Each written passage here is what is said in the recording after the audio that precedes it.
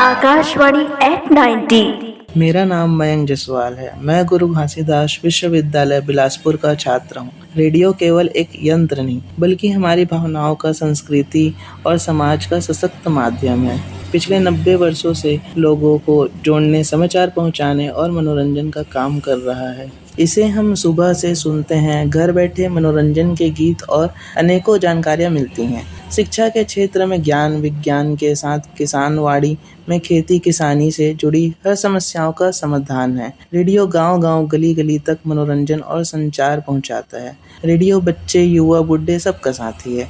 सभी को मधुर गीतों से जोड़ती है।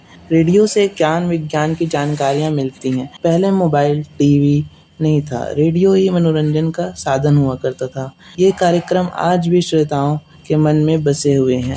आज टीवी, इंटरनेट के युग में भी रेडियो सादगी, विश्वसनीयता और अपनापन बनाए हुए हैं। रेडियो की इन 90 वर्षों की यात्रा में आकाशवाणी को बहुत बहुत शुभकामनाएं।